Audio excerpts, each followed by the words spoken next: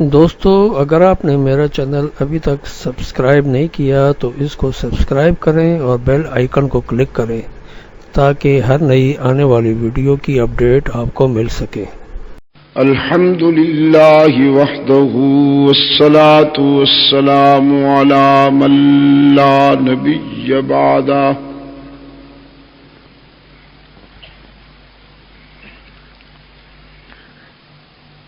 वअला आलिहि व अस्हाबिहि अल्लज़ीना औफ़ौ अहदा।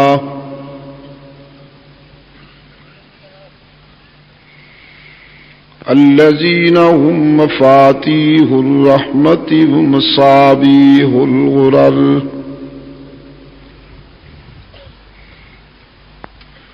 أعوذ بالله من الشيطان الرجيم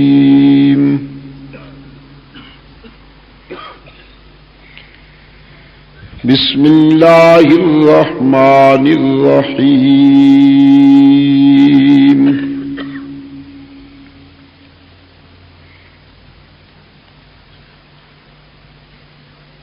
قل أفغير الله تأمروني أعبد أيها الجاهلون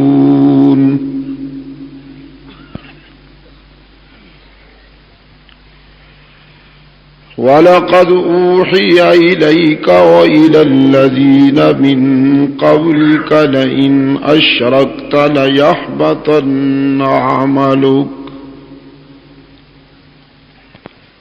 ولتكونن من الخاسرين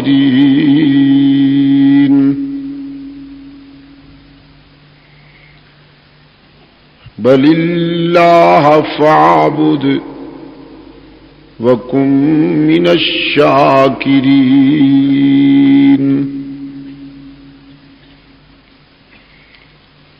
وما قدر الله حق قدره والأرض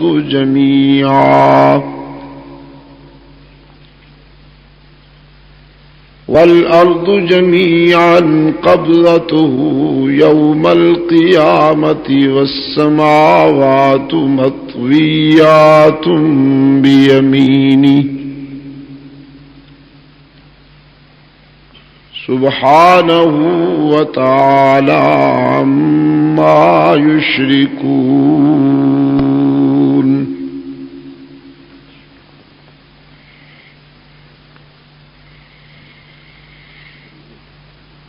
إذا السماء انفطرت وإذا الكواكب انتثرت وإذا البحار فجرت وإذا القبور بعثرت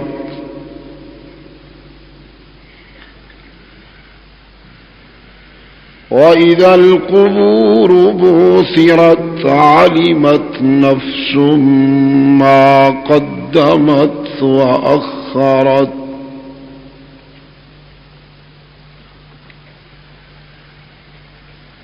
يا أيها الإنسان ما غرك بربك الكريم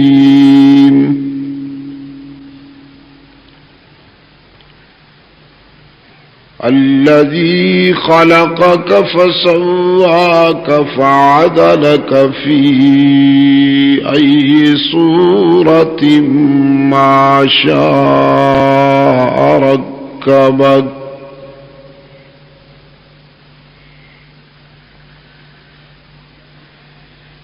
يا أيها الإنسان ما غرك بربك الكريم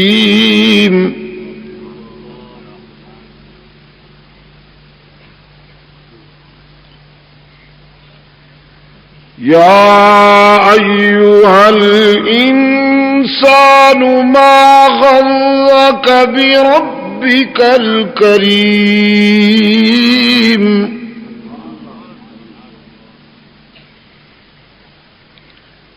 الذي خلقك فسواك فعدلك في أي صورة ما شاء ركبك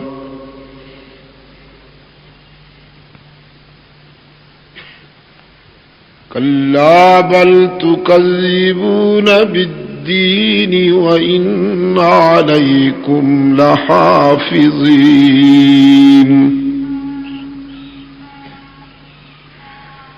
وَإِنَّ عَلَيْكُمْ لَحَافِظِينَ كِرَامًا كَاتِبِينَ يَعْلَمُونَ مَا تَفْعَلُونَ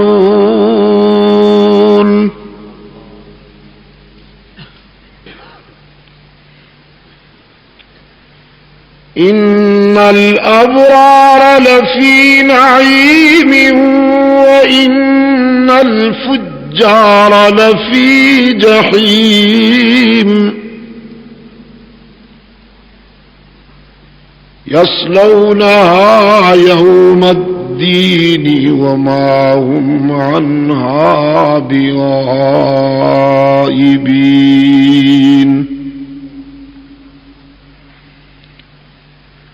وَمَا أَدْرَاكَ مَا يَوْمُ الدِّينِ ثُمَّ مَا أَدْرَاكَ مَا يَوْمُ الدِّينِ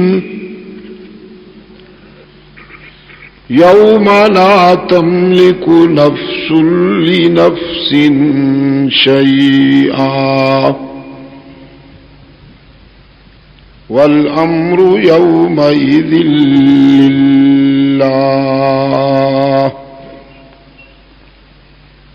صدق اللہ مولانا العظیم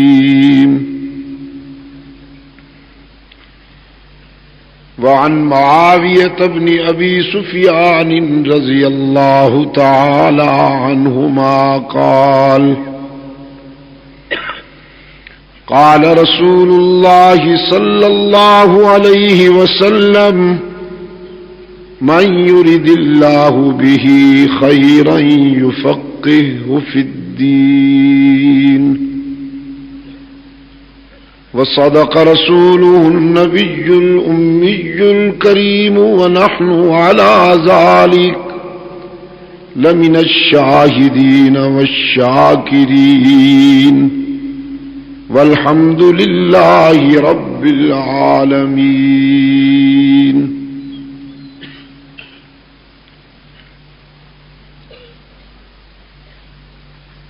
ارباب علم و دانش،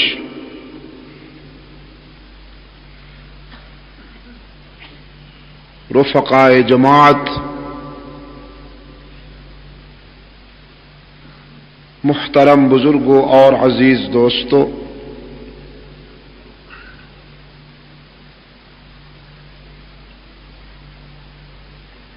مجلس تحفظ حقوق اہل سنت و جماعت کراچی ڈویژن اور سپاہ فاروق اعظم کراچی کے زیر اہتمام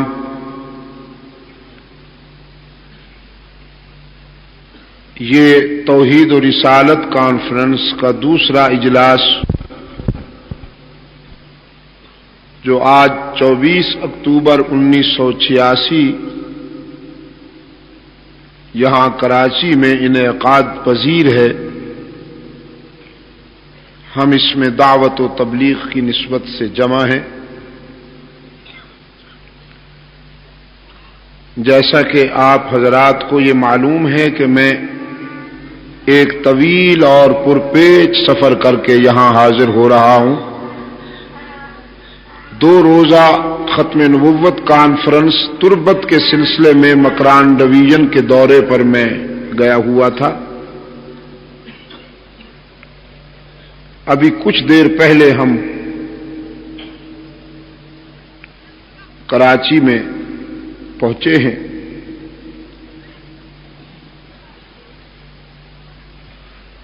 رات بھی بہت دیر تک وہاں تربت میں بیان ہوتا رہا.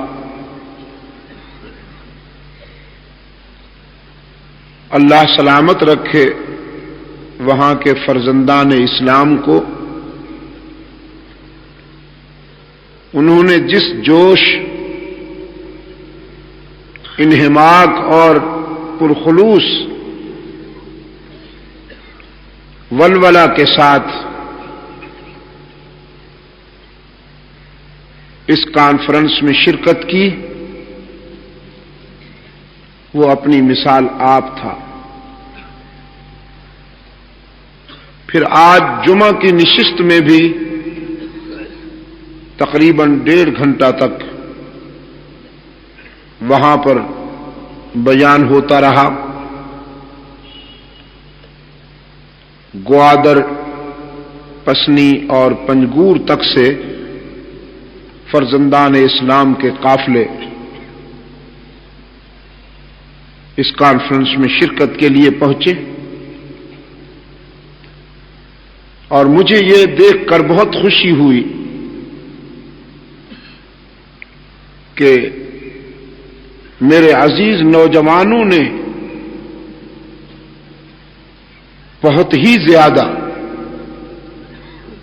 اس موقع پر اپنے ایمانی جذبات کا مظاہرہ کیا۔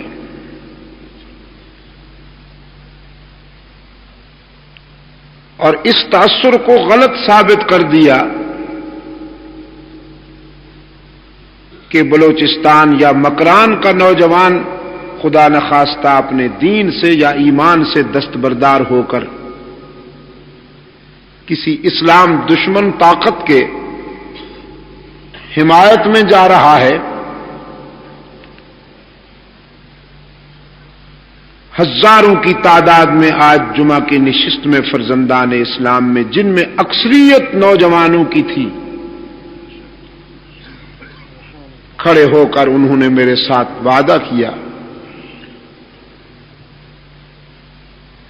کہ جب تک ہم زندہ ہیں انشاءاللہ، قادیانی تو یہاں ہیں نہیں مکران میں، لیکن زگریوں کی گاڑی ہم نہیں چلنے دیں گے، اور سرخ سامراج کے ایجنٹوں کو انشاءاللہ مکران ڈویژن میں 1 انچ بھی جگہ نہیں ملے گی۔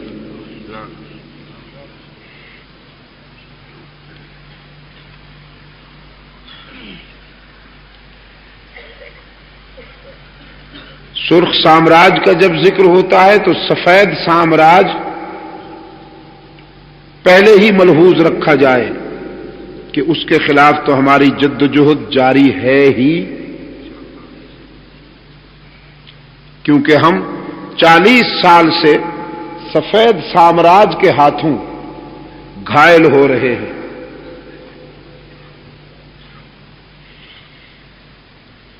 سرخ سامراج کا تو ہوا دکھایا جاتا ہے کہ وہ آئے گا تو یہ کر دے گا اور وہ کر دے گا۔ اللہ ہمیں اس کے شر سے محفوظ رکھے، عزائم جوان رکھیے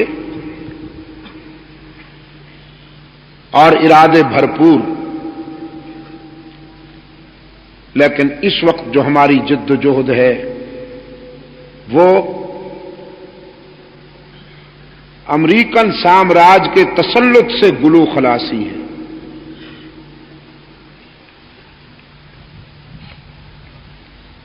اور اس کے لیے میں نے ان لوگوں کو پرعزم پایا،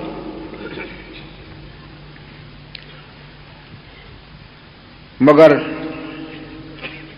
تھک اتنا گیا ہوں،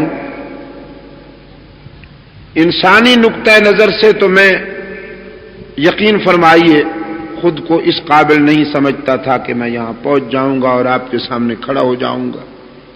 ہم جب جہاز سے باہر نکلے، پھر جہاز بھی جو وہاں سے تربت سے آتا ہے وہ چلتا کم ہے، کانپتا زیادہ ہے۔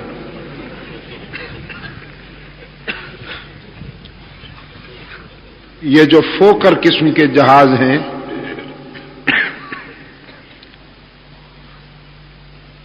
وہ عمر طبی گزار چکے ہیں، اب ہم انہیں بالجبر چلا رہے ہیں۔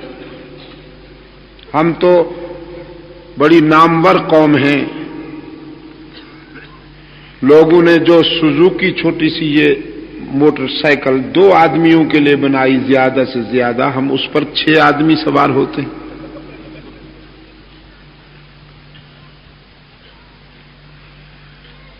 میں پچھلے دنوں وہاں چترال کے سفر پہ جب تھا 3-4 دن پہلے،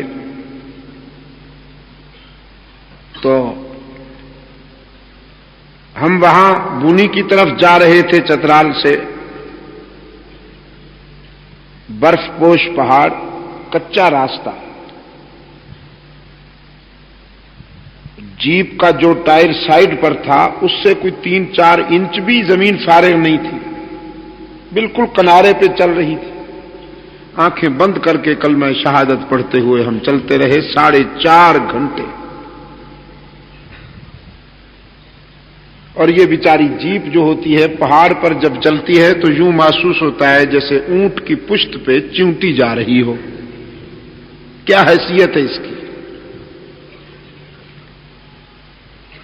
اور ہمارے آگے جو جیپ جا رہی تھی نوجوان، جس میں 5-6 جیپیں تھیں، ایک ایک جیپ پر 22-22 25-25 افراد سوار تھے، حالانکہ اس میں زیادہ سے زیادہ 8 آدمی بیٹھنے چاہیے۔ اس سلسلے میں تو ہم بڑے نامور لوگ ہیں۔ آپ نے دیکھا نہیں کہ کل آخر ایک فوکر نے دل ہار دیا، زمین بوس ہو گئے۔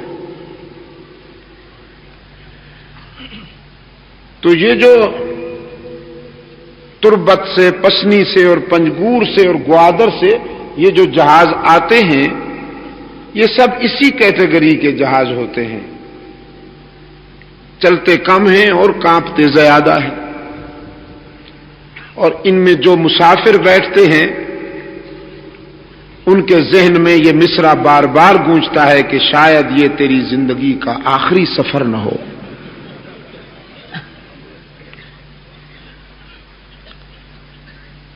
تو وہاں وہ بھی آج چھوڑنے کو تیار تو نہیں تھے، تربت کے احباب۔ تو پھر میں نے ان سے کہا بھئی آج رات کا جو پروگرام ہے وہ آپ کے لوگوں نے، ہمارے بلوچ بھائیوں نے ترتیب دیا ہوا ہے، بے شک آپ مجھے روک دیجئے، میں وہاں جا کے اگلے دن کہہ دوں گا کہ انہوں نے نہیں آنے دیا تھا۔ تو پھر انہوں نے بہت جلدی سے مجھے وہاں سے روانہ کیا۔ بہرحال آپ بڑے جوش اور انہماک کے ساتھ تشریف لے آئے ہیں۔ یہ محض دینی پروگرام ہے جس کا ہدف فرزندان اسلام کے عقائد و اعمال کی اصلاح کی جد و جہد ہے۔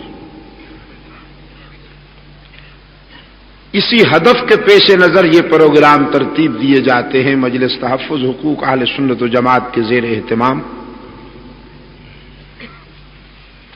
اور وہ فتنے کے جو اسلامی عقائد پر یلغار افغن ہیں، خواہ کسی بھی عنوان سے کیوں نہ ہوں، ان فتنوں کا رد کرنا مجلس تحفظ حقوق اہل سنت و جماعت کا اہم ہدف ہے۔ منکرین ختم نبوت کا رد کرنا، منکرین عظمت صحابہ کا رد کرنا، منکرین عظمت اہل بیت کا رد کرنا، توحید میں شرک کی ملاوٹ کرنے والوں کا رد کرنا، سنتوں میں بدعات کی ملاوٹ کرنے والوں کا رد کرنا، یہ اس جد جہد کا اہم ہدف ہے۔ میرے عزیز دوستو، توحید و رسالت عنوان دیا گیا ہے اس پروگرام کو، اور میں عرض کیا کرتا ہوں کہ توحید جو ہے یہ تمام انبیاء علیہم الصلاۃ والسلام کا مشترکہ مشن ہے۔ اگر میں اسے روح کائنات کہوں تو مبالغہ نہ ہوگا۔ جس طرح کہ انسانی جسم روح کے بغیر زندہ نہیں رہ سکتا، یہ کائنات اللہ کی توحید کے بغیر باقی نہیں رہ سکتی۔ سرکار دو عالم صلی اللہ علیہ وسلم نے فرمایا روئے زمین پر جب تک اللہ کی توحید بیان کرنے والے اور اللہ کی توحید کا اقرار کرنے والے باقی ہیں، قیامت واقع نہیں ہوگی۔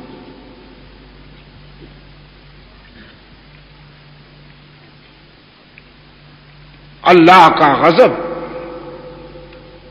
لوٹ جاتا ہے اللہ کی توحید کے اقرار سے، اور اللہ کے بندوں پر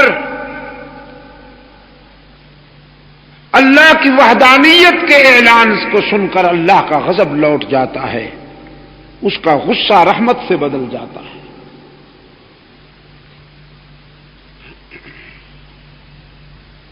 سرکار دو عالم صلی اللہ علیہ وسلم کی سیرت طیبہ کا جلی عنوان ہی یہی ہے۔ میں دعوت دیتا ہوں آپ کو، اللہ توفیق دے کہ آپ کائنات کے اس سب سے بڑے انسان کی سیرت کا مطالعہ کریں۔ سرکار دو عالم صلی اللہ علیہ وسلم کی حیات طیبہ کا آپ مطالعہ کریں۔ جس پہلو سے آپ دیکھیں گے رحمت للعالمین صلی اللہ علیہ وسلم کی زندگی پاکیزہ اور بے داغ نظر آئے گی۔ آپ کی سماجی زندگی دیکھیں، آپ کی انفرادی زندگی دیکھیے، آپ کی اجتماعی زندگی دیکھیے، آپ بحیثیت معلم، آپ صلی اللہ علیہ وسلم بحیثیت تاجر، آپ صلی اللہ علیہ وسلم بحیثیت ایک انقلابی، آپ صلی اللہ علیہ وسلم بحیثیت ایک مبلغ، آپ صلی اللہ علیہ وسلم بحیثیت ایک شوہر، آپ صلی اللہ علیہ وسلم بحیثیت ایک باپ۔ جس زاویہ نظر سے آپ دیکھیں گے رحمت عالم صلی اللہ علیہ وسلم کی حیات طیبہ بے داغ نظر آئے گی۔ بلا مبالغہ عرض کرتا ہوں، اس آسمان کے نیچے اور زمین کے اوپر عبداللہ کے یتیم سے بے داغ انسان کوئی نہیں، سرکار دو عالم صلی اللہ علیہ وسلم سے بڑا انسان کوئی نہیں۔ لیکن پھر لوگوں نے پتھر کیوں مارے؟ آج تو یار لوگ اپنی مقبولیت کا یہ معیار قرار دیتے ہیں کہ صاحب ہمارا تو کوئی بھی مخالف نہیں، حضرت صاحب تو اتنی مقبول عام شخصیت ہیں کہ ساری دنیا حضرت صاحب کے قدم چومتی۔ یہ حضرت صاحب کی ساری دنیا اس لیے قدم چومتی ہے کہ حضرت صاحب جو ہیں وہ کتمان حق کرتے ہیں، سب کو خوش رکھتے ہیں، با مسلمان اللہ اللہ کرتے ہیں اور با برحمن رام رام کرتے ہیں، سب کو خوش رکھتے ہیں۔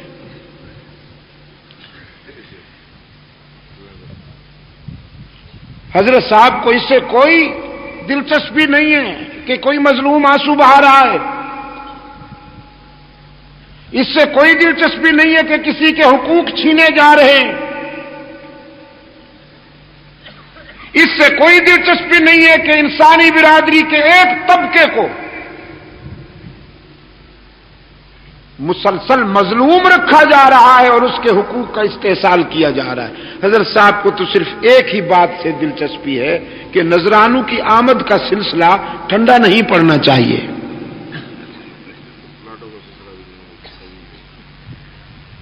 نذرانے آتے رہیں، پلاٹ ملتے رہیں،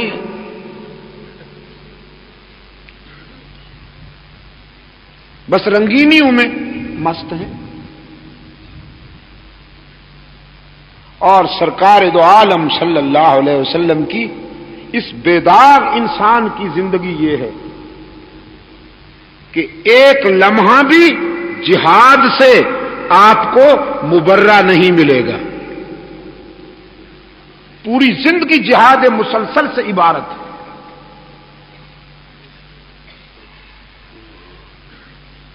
جب ساری دنیا سوتی ہے تو یہ بے داغ انسان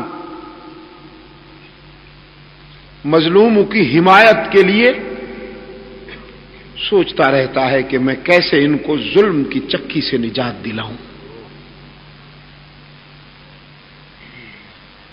اور آپ کراچی کے روشن ضمیروں میرے الفاظ یاد رکھیے گا اور امانتاً عرض کرتا ہوں، جب تک روئے زمین پر اللہ کی توحید کا تصور حکومت نہ کرے، اس وقت تک ظلم و استحصال کا خاتمہ نہیں ہو سکتا. کچھ کر لیجیے، توحید عین انصاف ہے اور شرک عین ظلم ہے. جس معاشرے میں، جس سوسائٹی میں، جس ملک میں شرک کے جراثیم موجود رہیں گے، میں دعوے سے کہتا ہوں اس معاشرے، اس سوسائٹی اور اس ملک میں عدل و انصاف کبھی حاکم نہیں بن سکتا. عدل و انصاف کبھی اجتماعی صورت اختیار نہیں کر سکتا. پہلے شرک کو مٹائیے، توحید کے تصور کو غالب کیجیے، پھر انشاءاللہ آپ کو ہر طرف عدل و انصاف کی حکمرانی نظر آئے گی. فاروق اعظم کا نام تو آپ نے سنا ہے، امام عدل و حریت، خلیفہ راشد ثانی سیدنا عمر فاروق،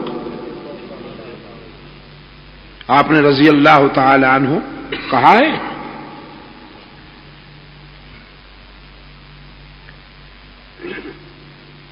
آپ نے ان کے دور میں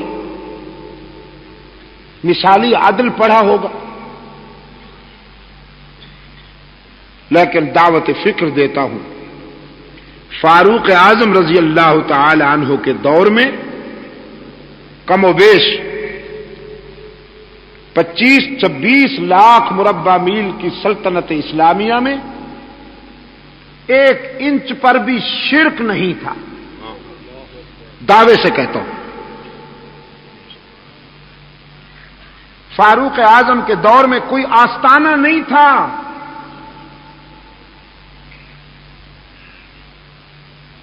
مذہب کے نام پر استحصال کرنے والے مجاور نہیں تھے، اور نہ عشق رسول کے ٹائٹل پر لوگوں کی جیبوں سے نذرانے بٹورنے والے فنکار تھے. دعوت دیتا ہوں ارباب علم و دانش کو، فاروق اعظم رضی اللہ تعالی عنہ کے دور میں کوئی ایک بھی آستانہ نہیں تھا، اور نہ کسی اللہ کے پیارے بندے کی قبر کو سجدہ گاہ بنایا گیا تھا. ایک صاحب تو کہتے تھے اس زمانے میں ولی اللہ ہوتے کہاں تھے.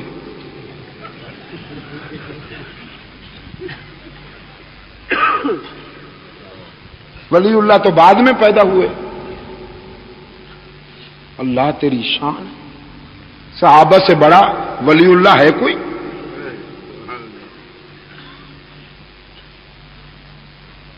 اسلامی عقائد کا جن حضرات نے مطالعہ کیا ہے وہ جانتے ہیں کہ 1 ولی نہیں، 1 لاکھ نہیں، 1 کروڑ بھی نہیں، 1 ارب بھی نہیں، کائنات پر جتنے اولیاء کرام ہیں ایک صحابی کی عظمت کا مقابلہ نہیں کر سکتے جس نے بحالت ایمان رسول کا چہرہ دیکھا. نعرہ تکبیر، نعرہ صحابہ.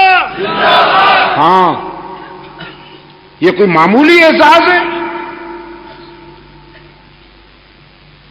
جس نے بحالت ایمان اللہ کے رسول کا چہرہ دیکھا اور ایمان پر جس کا خاتمہ ہوا، اس ایک صحابی کی عظمت کا مقابلہ روئے زمین پر جتنے بھی اولیاء ہیں نہیں کر سکتے. ابو بکر، ابو بکر، عمر، عمر، عمر، عمر.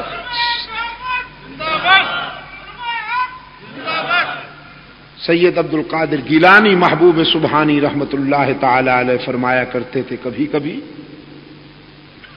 صحابہ کرام نے جن گھوڑوں پہ بیٹھ کر جہاد کیا اور گھوڑے دوڑنے کی وجہ سے جو غبار اڑ کر ان کے ناک میں بیٹھ گیا ہے، عبد القادر جیسے کئی اس غبار کا بھی مقابلہ نہیں کر سکتے۔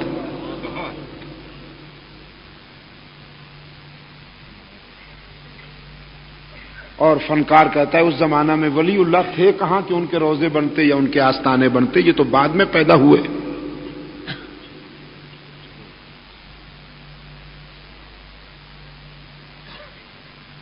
میرے عزیز دوستو، لشکر تھے، لشکر اولیاء کرام کے،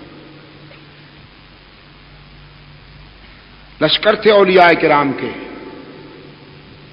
لیکن وہ دور وہ تھا کہ جو رسول کے دور سے قرب کی سعادت رکھتا تھا۔ اس میں اللہ کے پیارے بندوں سے محبت کی جاتی تھی، ان کے نام کو ایکسپلائٹ نہیں کیا جاتا تھا،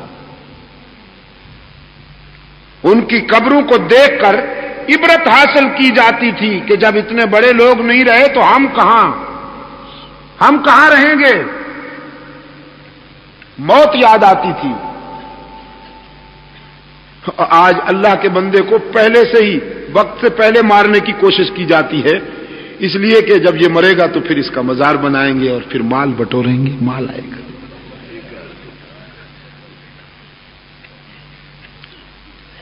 فنکاروں نے تو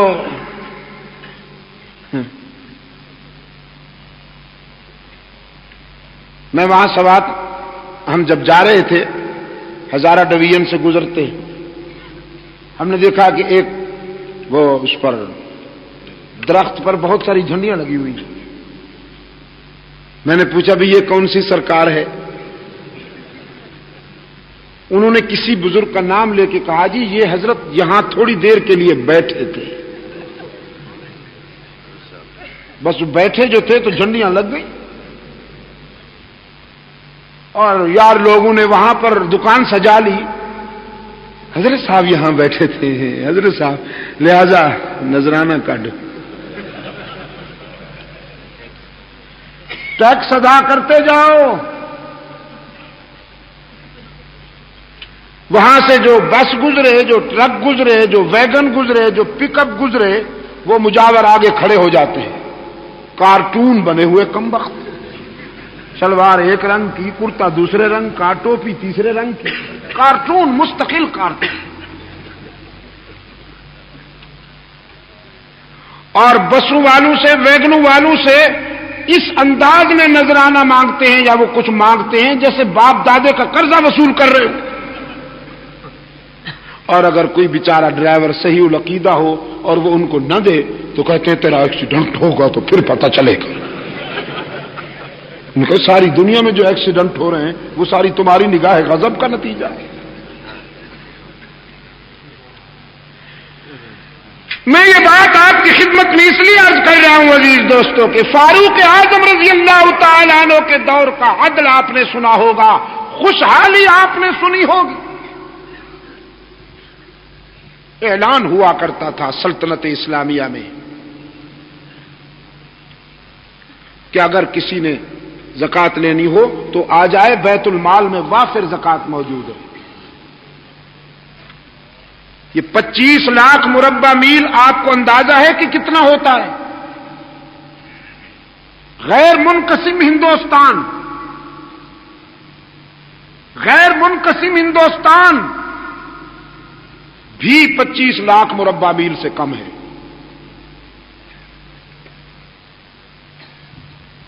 اتنی عظیم سلطنت میں اعلان ہوتا تھا کہ زکوٰۃ لینے والا آ جائے۔ سلطنت اسلامیہ میں سے کوئی زکوٰۃ لینے والا نہیں ملتا تھا، ہر شخص زکوٰۃ دینے کے قابل ہو گیا تھا۔ اور اب تو کوئی چھوڑنے والا نہیں، حاجی صاحب کہہ رہے ہیں۔ پہلے علماء کرام کو یہ کہا جاتا تھا کہ صاحب یہ زکوٰۃ لینے میں تلے بیٹھے ہیں، لیکن اب تو بڑے بڑے وڈیرے بھی زکوٰۃ لینے میں ماشاءاللہ زکوٰۃ کمیٹی کے چیئرمین بن گئے اور رخ موڑ لیا، بس اور کیا۔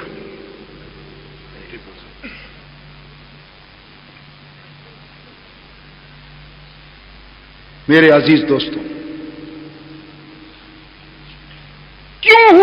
خوشحالی کا آغاز۔ سرکار دو عالم صلی اللہ علیہ وسلم نے جس تصور کی بنیاد رکھی، آپ صلی اللہ علیہ وسلم کے رضاکاروں نے اور شاگردوں نے اسی تصور کو آرگنائز کیا، اللہ کی توحید کو پھیلایا، اور یہاں تک پھیلایا فاروق اعظم رضی اللہ تعالی عنہ کے حزم و احتیاط کا یہ عالم ہے کہ انہیں پتہ چلا کہ اللہ کے رسول صلی اللہ علیہ وسلم نے مکہ مکرمہ کے قریب جس درخت کے سائے میں بیعت رضوان لی تھی، لوگ اس درخت کی زیارت کے لیے آ رہے ہیں۔ فاروق اعظم رضی اللہ تعالی عنہ نے کلہاڑا لیا اور اس درخت کے پاس پہنچ گئے، فرمانے لگے پیار تو مجھے بھی ہے تجھ سے، مجھے بھی پیار ہے تجھ سے، اس لیے کہ وہ زمانہ میں بھولا نہیں ہوں، وہ لمحے آج بھی آنکھوں کے سامنے ہیں جب ہم اپنے قائد کے ساتھ تیری ٹھنڈی چھاؤں کے نیچے بیٹھے تھے، اور بھائی عثمان کی شہادت کی خبر نے ہر دل کو تڑپا دیا تھا، رحمت عالم صلی اللہ علیہ وسلم نے ہم سے بیعت لی تھی، اور پھر تیرے ہی ٹھنڈی چھاؤں میں بیٹھے تھے کہ عرش بری سے اللہ کی طرف سے رضوان کی سندیں آئی تھی، مجھے یاد ہے وہ ذرا ذرا، لیکن جانتے ہو آج تجھے میں کاٹنے کے لیے آیا ہوں، اس لیے کہ میں نے سنا ہے لوگ تیری زیارت کے لیے آنا شروع ہو گئے ہیں، یہ کہیں سلسلہ آگے نہ بڑھے، کہیں تیری ٹہنیوں پہ جھنڈیاں نہ لہرانے لگیں، اور زیارت کے لیے آنے والے کہیں تیرا سجدہ نہ شروع کر دیں۔ اللہ کے رسول نے جس معاشرے کو یکجائی بنایا تھا، کہیں وہ پھر ہر جائی پن کی طرف نہ چلا جائے۔ تو بہت پیارا ہے مجھے، تو بہت عزیز ہے مجھے، لیکن انسان کی جبین سے زیادہ عزیز نہیں ہے، کہیں انسان کی جبین تیرے سامنے پھر جھکنے نہ پائے۔ کاٹ دیا اس درخت کو۔ آپ کا کیا خیال ہے؟ اچھا کیا؟ ڈھیلا جواب ہے، دیکھا آپ نے، ڈھیلا جواب ہے۔ اجمی ہوئے نا، آخر اجمی ہوئے نا، پھر کراچی ہوا، پھر ہاں۔ آپ کا کیا خیال ہے عزیز دوستو، میرے عزیز نوجوانوں؟ اچھا کیا نا؟ ہاں۔ اور یہ 2 ٹکے کے فتویٰ باز اگر اس دور میں ہوتے، فاروق اعظم پر پتہ نہیں کتنا بڑا فتویٰ لگ جاتا، اتنا بڑا وہابی، توبہ توبہ۔ اس درخت کو کاٹ دیا جس درخت کے نیچے حضور پاک بیٹھے تھے بادشاہ، یہ تو وہابی وہابی اللہ امام ہویا۔ فتویٰ لگتا کہ نہ لگتا؟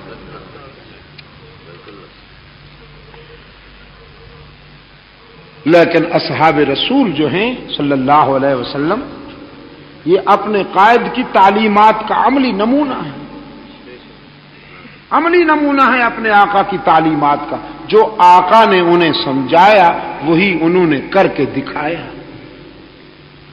دعوے سے کہتا ہوں، دعوے سے،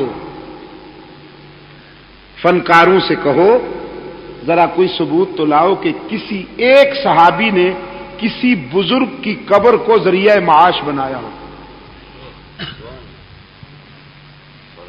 اور اب پوری وزارت بنتی ہے اسی سلسلے کے لیے، چن چن کر یتیم اکٹھے کیے جاتے ہیں اور انہیں اوقاف کا وزیر بنایا جاتا ہے۔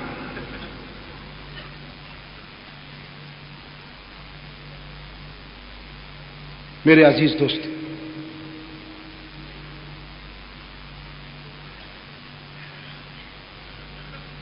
خود سرکار دو عالم صلی اللہ علیہ وسلم کے والد گرامی حضرت عبداللہ، آپ صلی اللہ علیہ وسلم نے ان کے قبر پر جھنڈیاں نہیں لہرائیں۔ اپنے دادا حضرت ابراہیم علیہ السلام کی قبر پر جھنڈیاں نہیں لہرائی ہیں رحمت عالم صلی اللہ علیہ وسلم نے، بلکہ ان کے خلاف جہاد کیا جنہوں نے اللہ کے پیارے بندوں کے نام سے آستانے بنا رکھے تھے۔ یہ مکہ والے جو ہیں، کیا خیال ہے آپ کا کراچی والوں، یہ اللہ کو نہیں مانتے تھے؟ مکہ والے اللہ کو مانتے تھے، دین ابراہیمی کے نام لیوا تھے، دین ابراہیمی کے نام لیوا تھے، اپنے بچوں پر اللہ کے نام کی نسبت سے نام رکھتے تھے۔ رحمت عالم صلی اللہ علیہ وسلم کے والد گرامی کا کیا نام ہے؟ حضرت عبداللہ۔ یہ زمانہ اسلام سے پہلے رکھا گیا تھا یا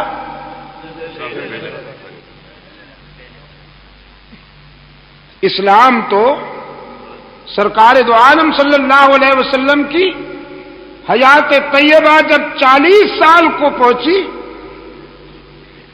تو پھر اس موقف کا اعلان ہوا۔ یہ تو والد کا نام ہے، حضور کے والد کا نام ہے عبداللہ۔ اللہ کو مانتے تھے نا مکہ والے، اللہ کو مانتے تھے، بیت اللہ کا طواف کرتے تھے،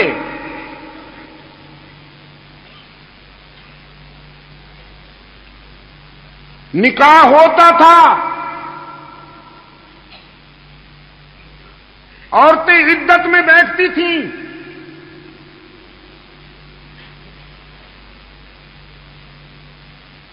لیکن لات منات عزا اور حبل یہ جو انہوں نے، یہ تو وہ آستانے ہیں کہ جو نمایاں ہیں، چھوٹے موٹے اور بھی بہت ہیں، چھوٹے موٹے اور بھی بہت ہیں، وہ بنا رکھے تھے۔ کیوں؟ ان کے نام پر سالانہ میلہ ہوتا تھا، سالانہ میلہ ہوتا تھا، دور دراز سے لوگ اس میلے میں شرکت کے لیے آتے تھے اور یہ کہتے تھے کچھ لے کے آؤ گے تو کچھ لے کے جاؤ گے، ادروائز خالی ہاتھ آؤ گے تو خالی ہاتھ جاؤ گے۔ کچھ لوگ آتے تھے لے کر آتے تھے تو مال ملتا تھا انہیں، پورے سال کے چونچلوں کے لیے مال ملتا تھا۔ اللہ کے رسول صلی اللہ علیہ وسلم نے جب ان سے پوچھا کہ تم اللہ کو مانتے ہو پھر ادھر کیوں جاتے ہو، فرمایا ما نعبدهم الا ليقربونا الى الله زلفى،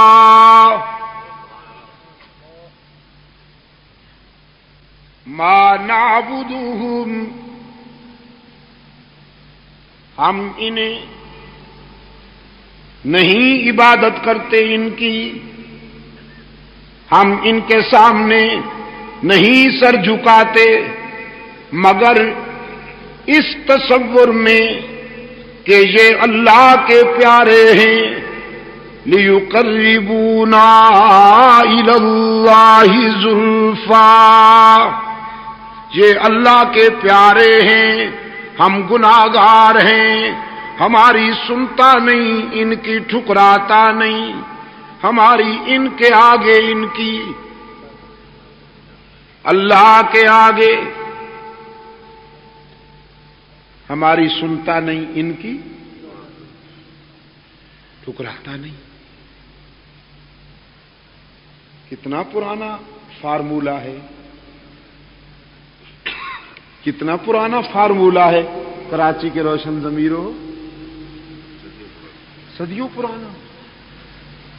آج بھی مذہب کے نام پر استحصال کرنے والے جبہ پوش یہی کہتے ہیں نا، تم اور خدا سے رابطہ، چہرہ تو دیکھو اپنا، تمہاری نہیں سنتا. اللہ سے بات منوانی ہے تو ہماری خدمات حاصل ہیں.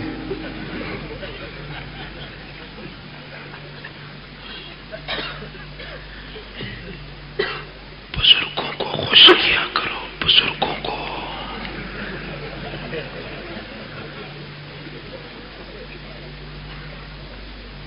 بزرگوں کو خوش کیا کرو.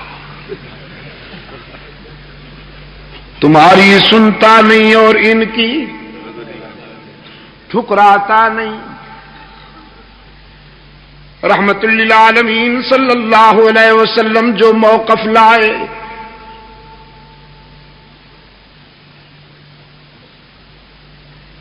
حبیب کبریا صلی اللہ علیہ وسلم نے فرمایا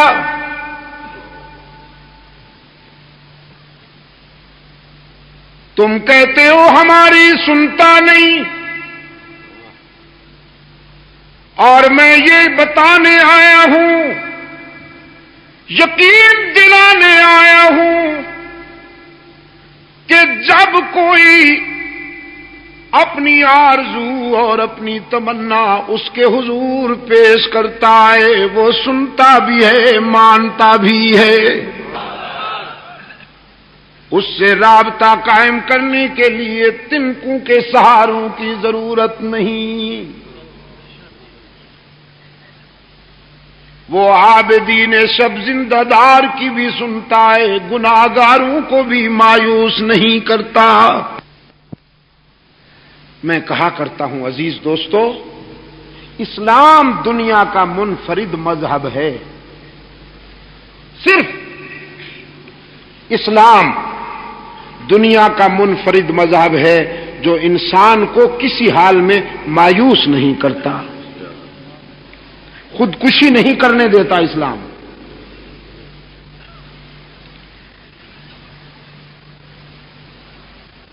اسلام عابدین شب زندہ دار کو بھی مطمئن کرتا ہے،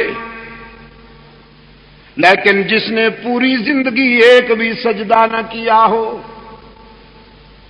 جس کے نامہ اعمال میں کوئی خوبی نہ ہو، جس کی ساری زندگی ٹھوکروں میں گزر چکی ہو، اسلام اسے بھی مایوس نہیں کرتا، شفقت اور پیار کے لہجے میں پکارتا ہے حق تعالی کی بارگاہ رحمت کی طرف.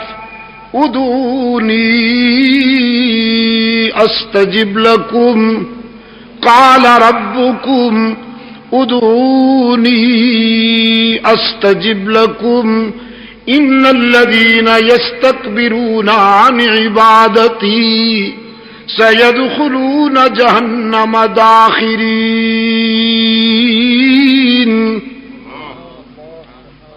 ادھر ادھر کہاں بھٹکتے ہو؟ اپنے رب کے در پہ آؤ، اس کی رحمت تمہارا انتظار کر رہی ہے. لیکن ہم گناہگار جو ہیں، ہمارا سٹائل دوسرا، ہماری زندگی اور، اس کے در پہ دامن پھیلانے کے لیے تو مخصوص انداز چاہیے ہوگا. قرآن کہتا ہے بالکل نہیں، اس کے در پہ کوئی بھی آ جائے وہ رب العالمین ہے، کوئی رب المسلمین تو نہیں ہے، صرف رب الاولیاء والمتقین تو نہیں ہے، صرف وہ رب العالمین ہے.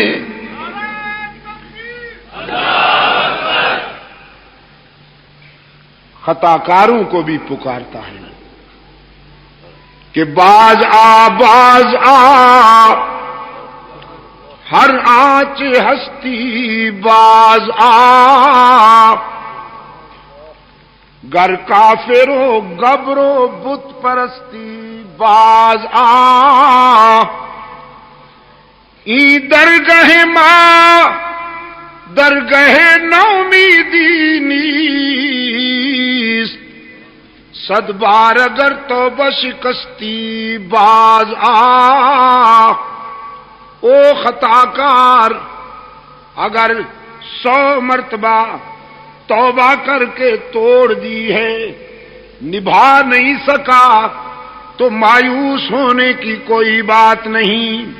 لا تقنطوا من رحمت اللہ، وہ بڑے وسیع ظرف والا ہے۔ تو اپنی خطاؤں کی طرف دیکھ کر مایوس نہ ہو، اس کی رحمت کی وسعت پہ نگاہ کر۔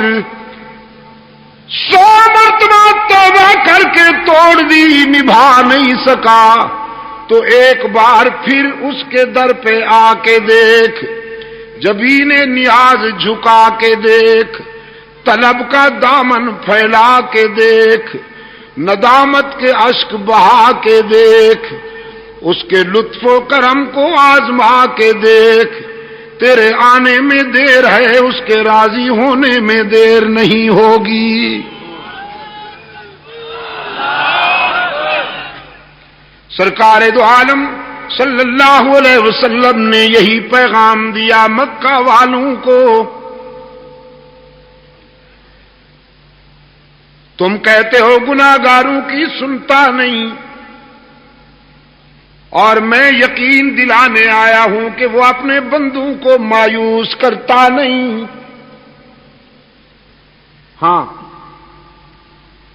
ایک طبقہ ہے بد نصیب جس کے لیے اس نے واضح کر دیا کہ اسے معاف نہیں کروں گا۔ ایک طبقہ، اور وہ کون ہے؟ مشرک۔ گناہ معاف ہو جائیں گے، شرک معاف نہیں ہوگا، اس لیے کہ گناہ بھول ہے، گناہ بھول ہے، اور شرک غداری اور بغاوت ہے۔ اگر کوئی بھول جائے تو اسے معاف کیا جا سکتا ہے، غداروں کو تم نہیں معاف کرتے تو وہ کیسے معاف کرے گا؟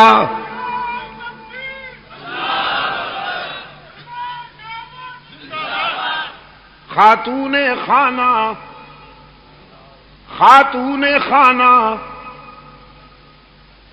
اگر سالن میں نمک زیادہ ڈال دے تو معاف ہو سکتا ہے کہ نہیں؟ توبہ، آہستہ آہستہ جواب دیا، توبہ توبہ توبہ توبہ۔ آپ کے بچوں کی خدمت کرتی ہے وہ بیچاری، سارا دن کچن میں رہتی ہے، آپ دوستوں کے ساتھ گپیں ہانکتے ہیں، اور وہ بیچاری دھوئیں میں، آگ میں، کچن میں آپ کے گھر کی خدمت کرتی ہے۔ اگر نمک زیادہ پڑ گیا ہے تو معاف کرنے کو جی نہیں چاہتا؟ کتنا آہستہ جواب دیا، کر دیں گے، سوچیں گے۔ توبہ توبہ توبہ توبہ۔ اور راز کی بات کہہ دوں، کھانا پکانے کی ذمہ داری اس پر نہیں ہے۔ اسلام دین فطرت ہے، استحصال کی کوئی گنجائش نہیں۔ آپ کی زندگی کے ساتھ جو خاتون رفاقت کرتی ہے نکاح کے بندھن میں آ کر، اسلام نے اس کو پابند نہیں کیا کہ تو نے کھانا بھی پکانا ہے۔ اگر وہ کہے کہ طبیعت ٹھیک نہیں اور میں کھانا نہیں بنا سکتی، آپ مجبور نہیں کر سکتے۔ اسلام کہتا ہے خادمہ کا انتظام کیجیے۔ یہاں تک کہ اسلام کسی عورت کو اس کے لیے بھی مجبور نہیں کرتا کہ وہ آپ کے بچے کو دودھ پلائے۔ جی ہاں، اگر وہ کہے کہ میں نہیں پلاتی ہوں تو آپ مجبور نہیں کر سکتے۔ یہ تو اس کا احسان سمجھیے کہ وہ بیچاری صبح سے شام تک آپ کے کچن کو آباد کرتی ہے، اور ذرا نمک زیادہ پڑ گیا اور عبد المجید ندیم شاہ صاحب نے پوچھ لیا، ہاں سوچیں گے، آہستہ آہستہ جواب دیتے ہیں۔ نمک زیادہ پڑ جائے معاف ہو سکتا ہے کہ نہیں ہو سکتا؟ جزاکم اللہ، شکر گزار ہوں۔ مرچیں زیادہ پڑ جائیں معاف ہو سکتا ہے نا؟ ہو سکتا ہے، ہو سکتا ہے۔ آپ کا نیا کوٹ استری کرتے ہوئے جلا ڈالے، معاف ہو سکتا ہے کہ نہیں؟ ہو سکتا ہے۔ انسان جو ہوا غلطی ہو سکتی ہے نا؟ ہو سکتی ہے۔ انسان جو ہوا، اچھا کبھی کبھی غلطیوں کا بڑا عجیب نتیجہ نکلتا ہے۔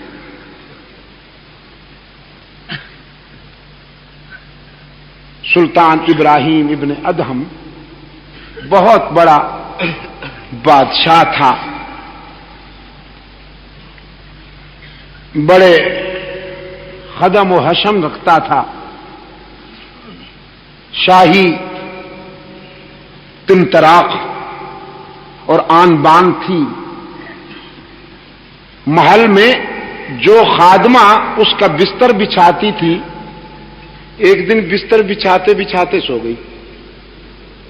شاہی بستر کی نرمی اور گداز محسوس ہوا تو پتھر پہ لیٹنے والے جسم کو نیند آ گئی شاہی بستر پر۔ ابراہیم ابن ادہم آیا، بڑا متکبر بادشاہ تھا۔ اس نے اپنے بستر پہ لونڈی کو اور جھاڑو دینے والی، صفائی کرنے والی خادمہ کو سوتے ہوئے دیکھا تو فرط غضب میں جو چابک ہاتھ میں تھا اٹھا کے 4-5 جڑ دی۔ وہ ہڑبڑا کے اٹھ بیٹھی، پہلے روئی پھر ہنس دی۔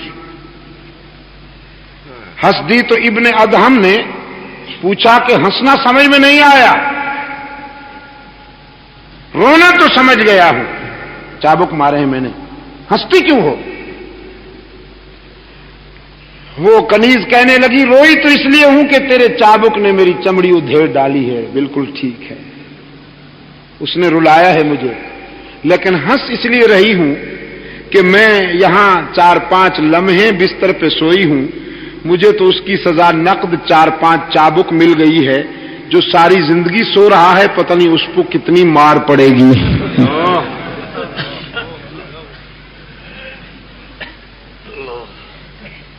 یہ وہ موڑ تھا کہ جب وہ متکبر بادشاہ اللہ کی عبادت و رسول کی اطاعت کے سفر پہ روانہ ہوا۔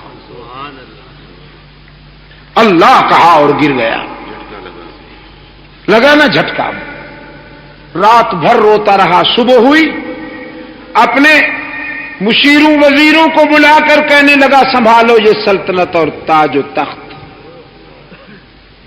مجھے تو لونڈی کی بات سے زندگی کی حقیقت سمجھ میں آ گئی کہ ہم تو شراب میں اور دھوکے میں جی رہے ہیں، اب بقیہ زندگی اس کو راضی کرنے میں گزاروں گا۔ کبھی کبھی یہ غلطیاں بھی بڑے عجیب انجام کی طرف لے جاتی ہیں، مگر انسان جو ہوا غلطی ہو سکتی ہے اور معاف کی جا سکتی ہے۔ نمک زیادہ پڑ گیا کھانے میں، معاف ہو سکتا ہے۔ کپڑے جلا ڈالے، معاف ہو سکتے ہیں۔ نیا واٹر سیٹ توڑ ڈالا، معاف ہو سکتا ہے۔ ٹی سیٹ توڑ ڈالا، معاف ہو سکتا ہے۔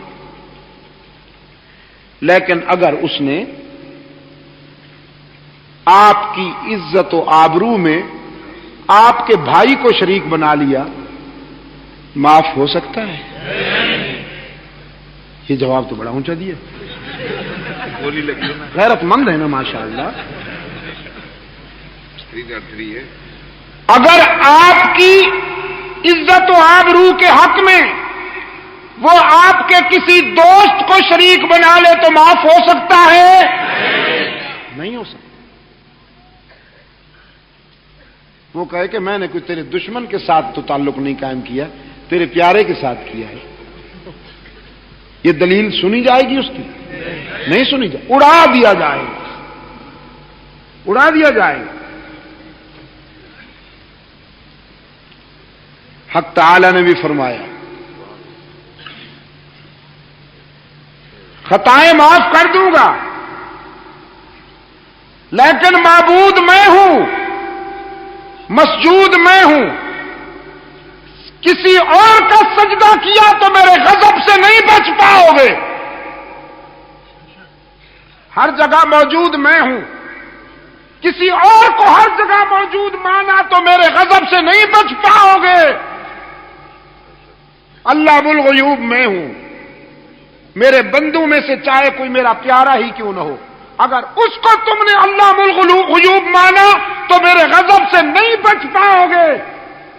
کار ساز و دستگیر میں ہوں، اگر میرے بندوں میں سے کسی کو تم نے دستگیر و کارساز بنایا تو میرے غضب سے نہیں بچ پاؤ گے۔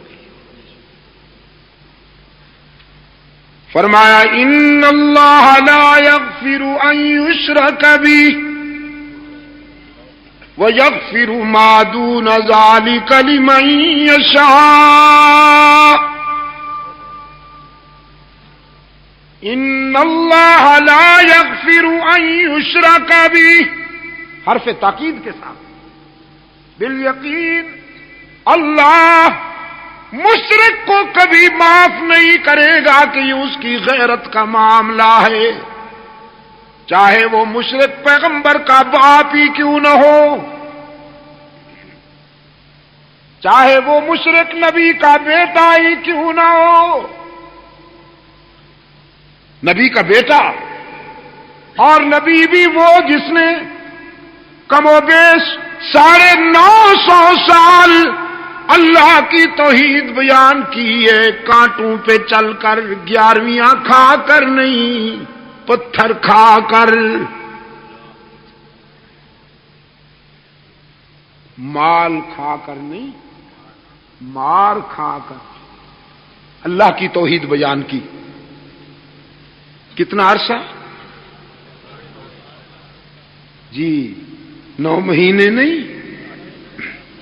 نہ 9 ہفتے، نہ 9 سال، 950 سال، 950 سال۔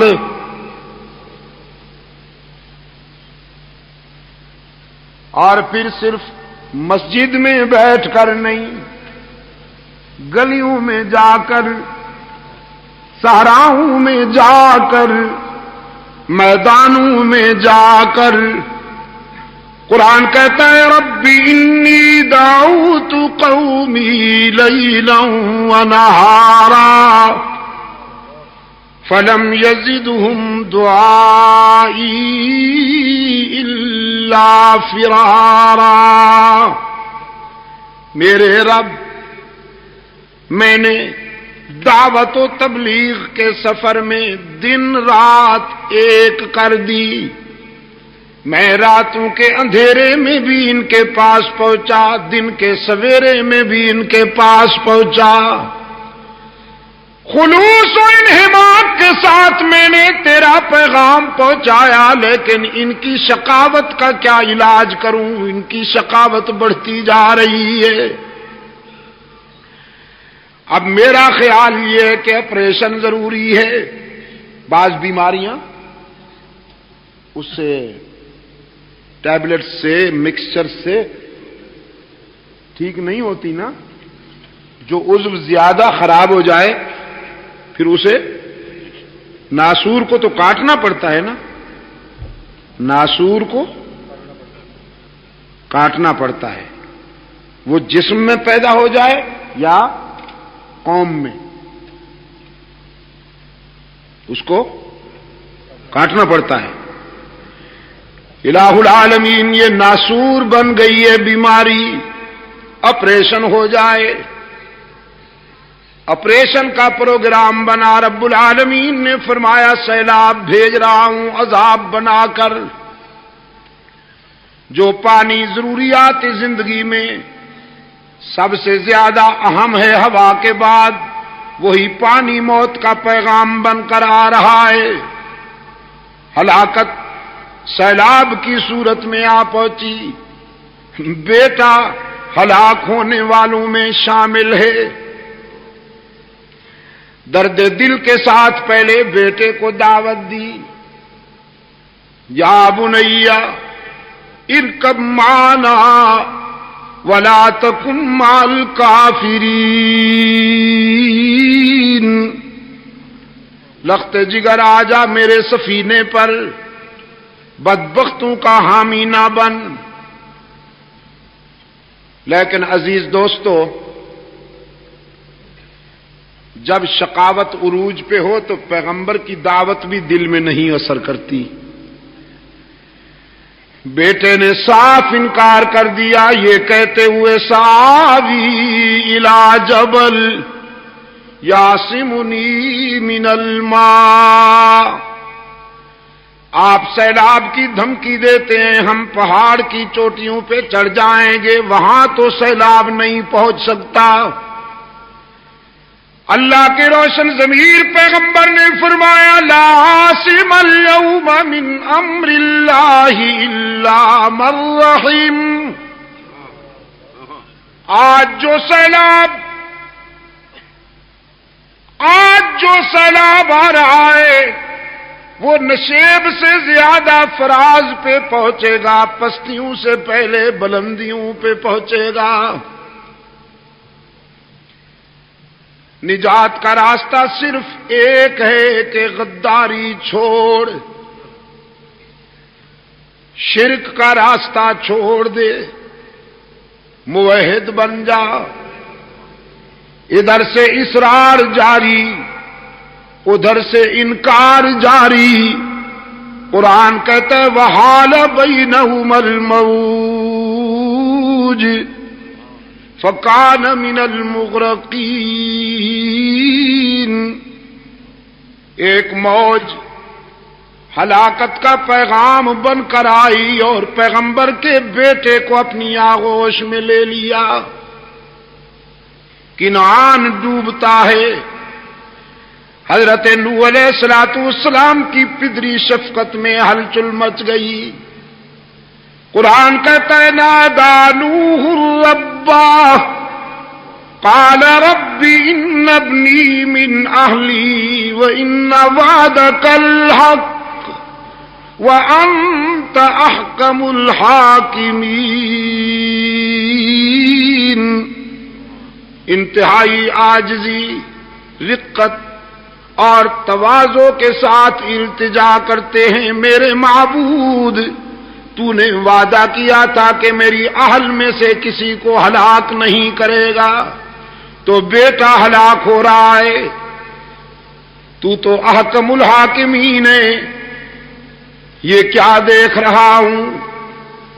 رب العالمین کی طرف سے نقد جواب آیا یا نوح انہو لیس من اہلک انہو عمل غیر صالح فلا تسألنی ما لیس لک بہ علم انی اعظک ان تکون من الجاہلین۔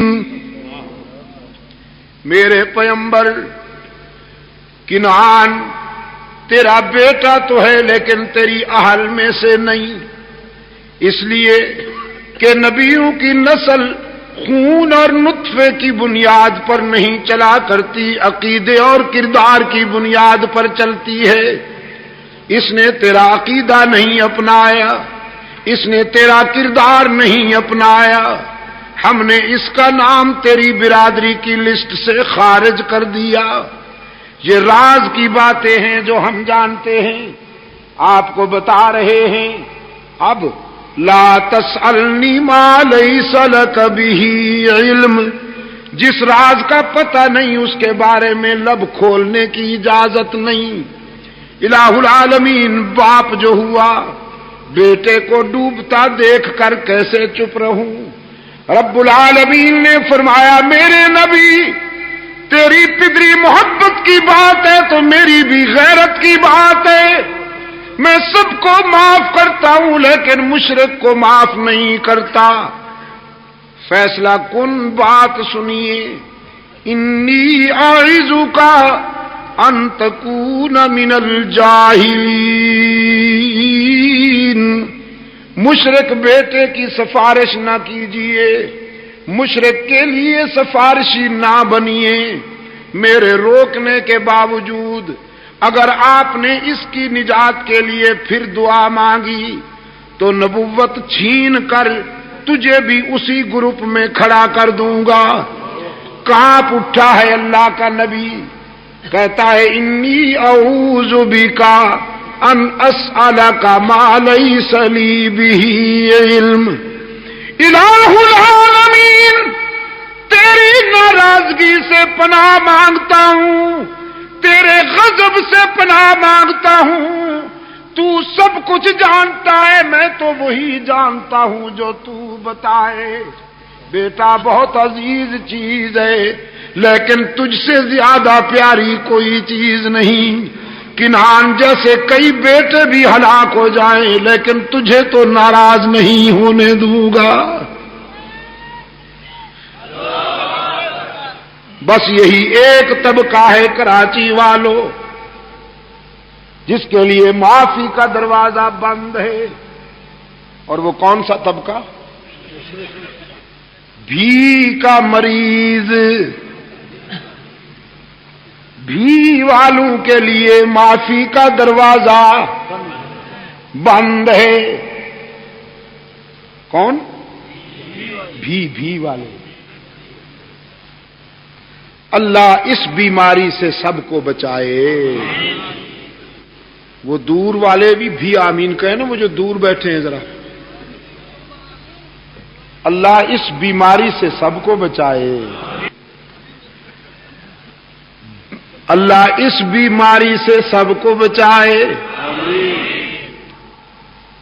یہی پکار تھی جو فاران کی بلندیوں سے گونجی تھی، اسی پکار کی فیض رسانیاں ہیں کہ انسانی برادری میں ابو بکر صدیق جیسے لوگ پیدا ہوئے، اسی پکار کی فیض رسانیاں ہیں کہ عمر فاروق جیسے کردار روشن ہوئے، عثمان ذو النورین جیسے کردار روشن ہوئے، علی المرتضیٰ جیسے کردار روشن ہوئے۔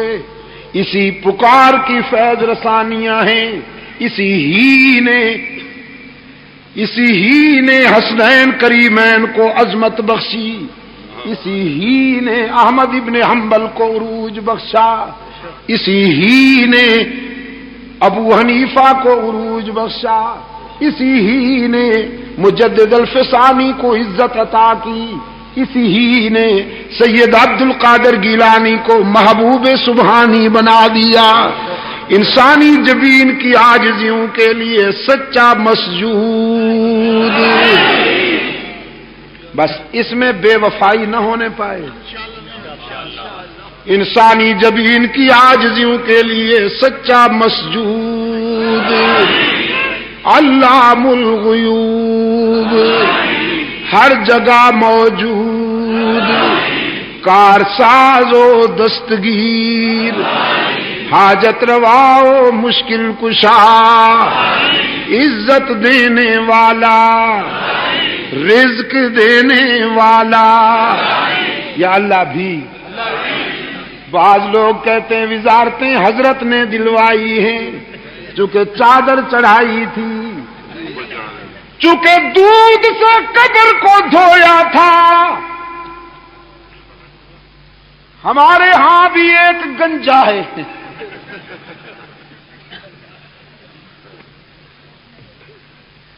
اس کا بیان آیا تھا پنجاب کے اخبارات میں، میں تو بڑا گناہگار ہوں، بس مجھے جو کچھ بھی ملا ہے حضرت داتا گنج بخش کے کرم سے ملا۔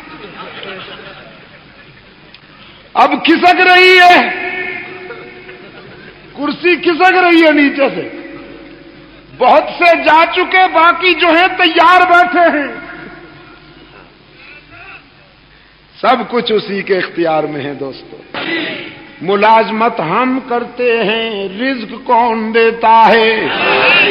تجارت ہم کرتے ہیں، رزق کون دیتا ہے؟ زراعت ہم کرتے ہیں، رزق کون دیتا ہے؟ محنت ہم کرتے ہیں رزق دینے والا کون. بس اس عہد کو پورا کیجیے، باقی سب کچھ معاف ہو سکتا ہے. اس کی رحمت سے، رحمت عالم صلی اللہ علیہ وسلم کی شفاعت سے. سرکار دو عالم صلی اللہ علیہ وسلم نے فرمایا پکارو اسی کو، دامن پھیلاؤ اسی کے آگے، سب کچھ ملے گا. رب سے رابطہ قائم کرنے کے لیے تنکوں کے سہاروں کی ضرورت نہیں. مجاور بس اسی کو نہیں برداشت کر سکتے. مجاوروں کے لیے تو یہ پیغام اجل تھا. کہنے لگے تو آپ ہماری انکم کلوز کرنا چاہتے ہیں گویا. ہم یہ جو آستانے چھوڑ دیں تو پھر بھوکے مریں، پھر فیکٹریوں میں کام کریں، آمدنی بند، نذرانے بند، یہ کنوارے کنوارے مرغے جو آ جاتے ہیں روزانہ بند.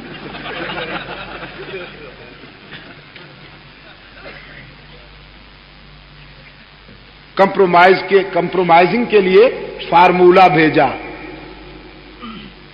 بھیجا. دیکھو جیو اور جینے دو کی پالیسی پہ عمل ہونا چاہیے.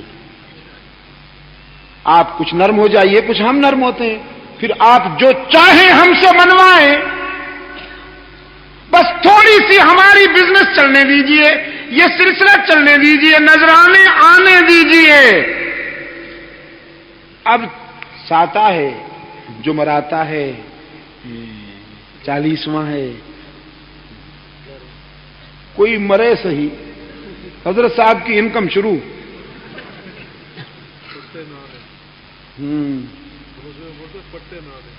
پٹے نانے، اچھا پٹے نانے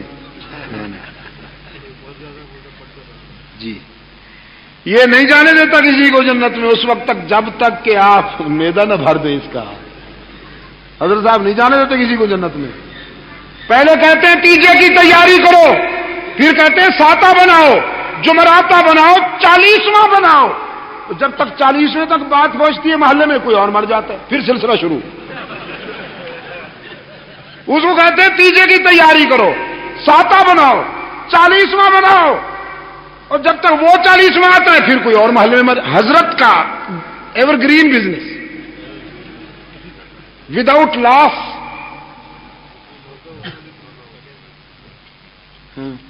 جس بیچارے کا کوئی مر جاتا ہے حضرت صاحب اسی کی جیب کاٹتے ہیں. یا اللہ یا اللہ.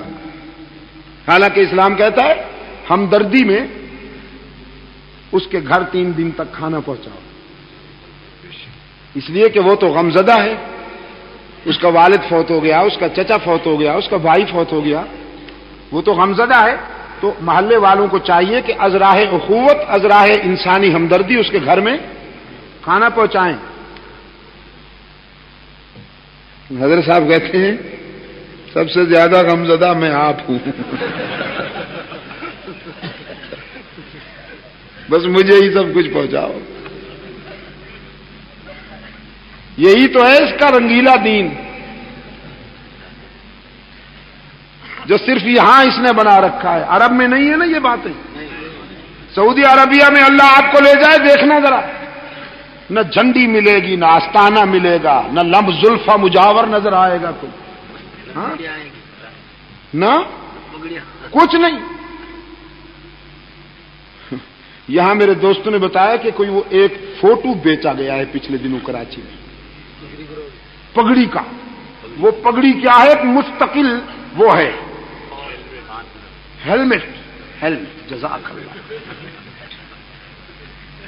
ایک مستقل ہیلمٹ ہے، اتنی بڑی ہے.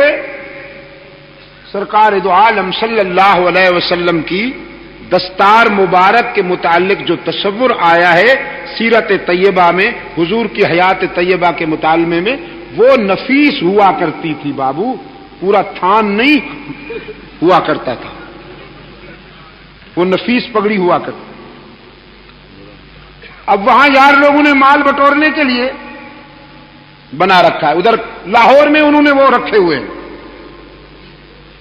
پہلے تو یہ کہ 1400 سال تک کوئی کپڑا باقی کیسے رہے؟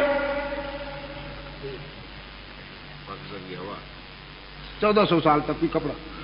بمبئی میں پچھلے دنوں میں گیا ہوا تھا، وہاں دوستوں نے بتایا کہ منہ مبارک کے نام سے ایک گھرانے میں اعلان ہوا حضور کا منہ مبارک ہمارے ہاں ہے، جس نے زیارت کرنی ہو آ جائے.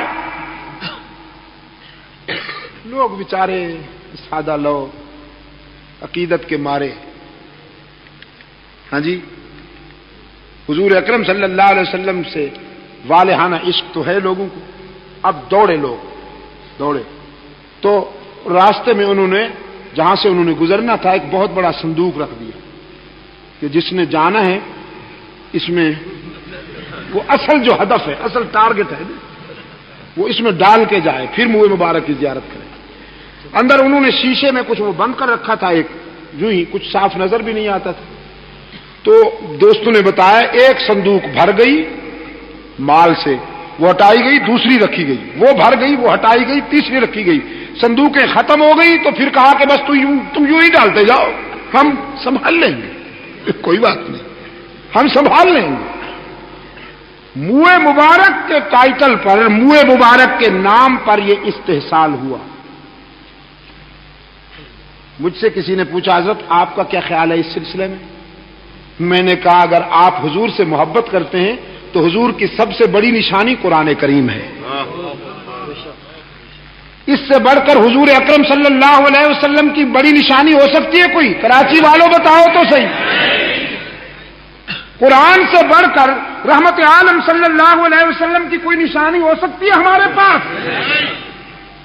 قرآن سے بیر اور یہ مختلف چیزیں بنا کر ان کے ذریعے مال کمانے کا جنون.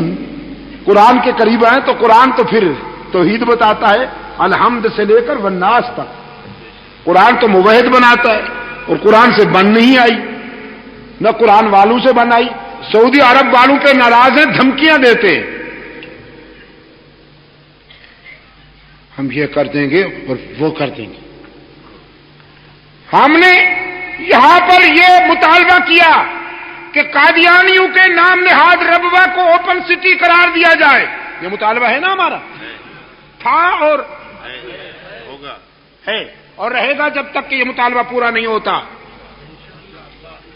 ربوہ قرآن کریم میں اس مقام کو کہا گیا ہے جہاں حضرت عیسیٰ و مریم علیہ السلام کو اللہ نے عافیت بخشی تھی.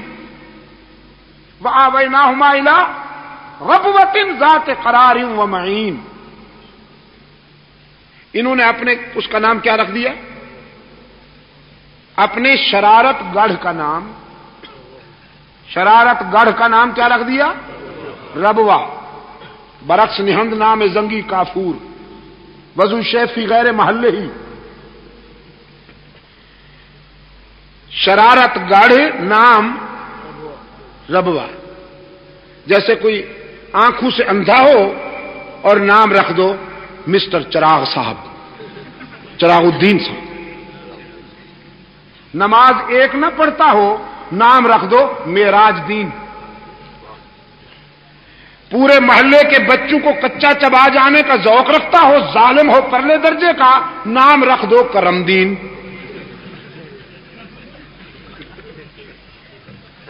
کوئی کرم دین بیٹھا ہے تو ناراض نہ ہو جائے، میں ایک بات کر رہا ہوں.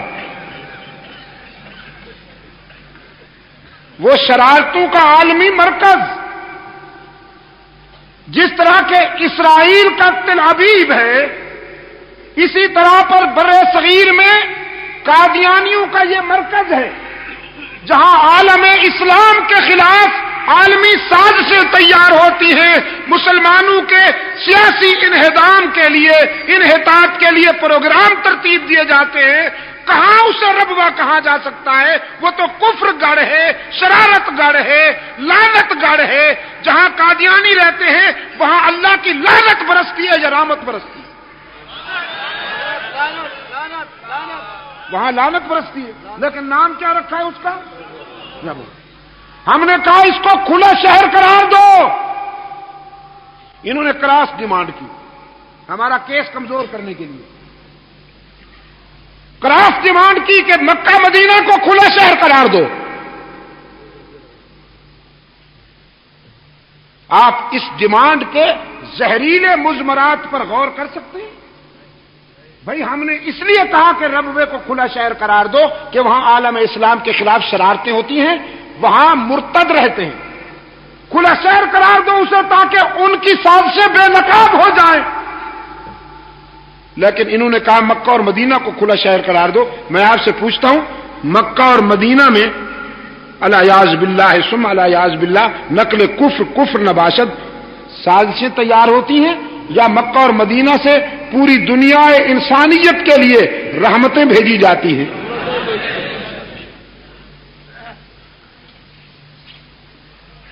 نمازیں ان کی نہیں ہوتی مسجد نبوی کے امام کے پیچھے، نمازیں ان کی نہیں ہوتی حرم کے امام کے پیچھے، اور ہیں عاشق.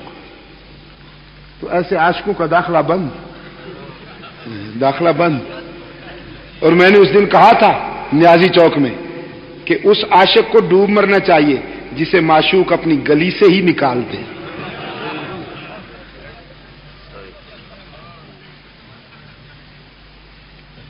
میرے عزیز دوستو، دھمکی دی سرکار دو عالم صلی اللہ علیہ وسلم کو مجاوروں نے کہ یا تو آپ ہمارا یہ بزنس چلنے دیجئے، ادروائز ہم آپ کو نقصان پہنچائیں گے، چلنے نہیں دیں گے، بائیکاٹ کریں گے، ہم آپ کو جینے نہیں دیں گے، اور اگر آپ ہماری بات مان لیں جو آپ چاہیں گے وہی کریں گے. رب العالمین نے فرمایا میرے محبوب قرآن کے لہجے میں جواب دیجئے، قل افغیر اللہ تأمرونی اعبد ایھا الجاہلون.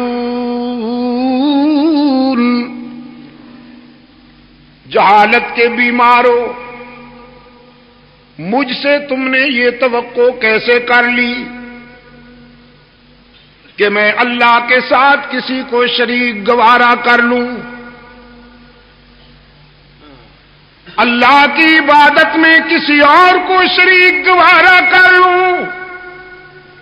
تم نے یہ کیسے سوچا کہ تم شرک کی اڈے اور شرک کی منڈیاں کھول لو اور میں حجرے میں بیٹھا رہوں، عطر لگاتا رہوں، تسبیح پڑھتا رہوں، حجرے میں بیٹھا رہوں؟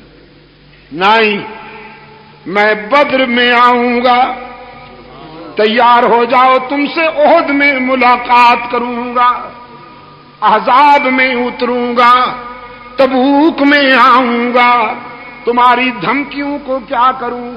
وَلَقَدْ أُوحِيَ إِلَيْكَ وَإِلَى الَّذِينَ مِن قَبْلِكَ لَئِنْ أَشْرَكْتَ لَيَحْبَطَنَّ عَمَلُكَ وَلَتَكُونَنَّ مِنَ الْخَاسِرِينَ. رب العالمین کی طرف سے مسلسل تنبیہ، مجھ سے پہلے انبیاء کو بھی کہا گیا، مجھے بھی کہا جا رہا ہے میرے محبوب، اگر آپ نے دنیا والوں کے ڈر سے میرے ساتھ کسی کو شریک گوارا کر لیا تو میرا محبوب ہونے کے باوجود آپ بھی میری ناراضگی سے نہیں بچ پائیں گے. بل اللہ فاعبد وکن من الشاکرین. یہ بگڑتے ہیں تو بگڑنے دیجئے، یہ لڑتے ہیں تو لڑنے دیجئے، جو کچھ کر سکتے ہیں کرنے دیجئے، آپ وفا کیجئے، میں جزا دوں گا. عبادت میں میرے ساتھ کسی کو شریک نہ بنائیے، وفا کیجئے. سرکار دو عالم صلی اللہ علیہ وسلم نے مکہ والوں کو صاف صاف کہہ دیا، سارے صدمے اٹھاؤں گا، ساری مصیبتیں برداشت کروں گا، تم کانٹے بچھاؤ گے تو پاؤں زخمی کروا لوں گا، تم پتھر برساؤ گے تو لہولہان ہونا گوارا کر لوں گا، لیکن مانتا ہوں اور منواؤں گا انسانی جبین کی عاجزیوں کے لیے حقیقی مسجود. یہ ہے میرے آقا کا پیغام. میرے آقا کا یہ پیغام ہے. اللہ نے توفیق دی ہے شاہ ولی اللہ قافلے کے رضاکاروں کو. اللہ سلامت رکھے اس قافلے کو. اللہ ان رضاکاروں کی قدم قدم پہ نصرت فرمائے. آج پوری دنیا میں اللہ نے کام لیا. شرک کا تعاقب کرنے والے یہی, توحید کا پرچم لہرانے والے,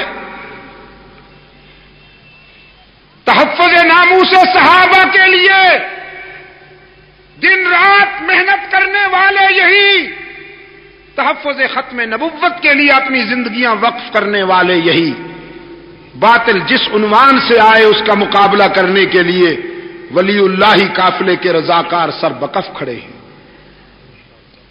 اللہ ان کی مدد فرمائے, قدم قدم پر مدد فرمائے. رائے ونڈ میں انشاءاللہ عالمی اجتماع ہو رہا ہے 7, 8, 9 نومبر کو.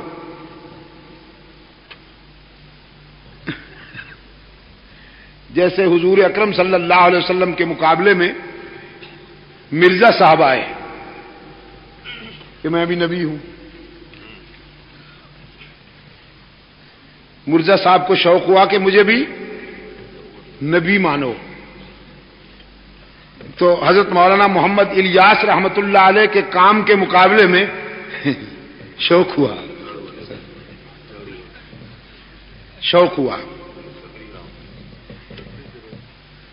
لیکن میرے عزیز دوستو, لکڑی کی ہانڈی کیسے پار اترے, انجام وہی ہوگا. کہاں وہ اجتماع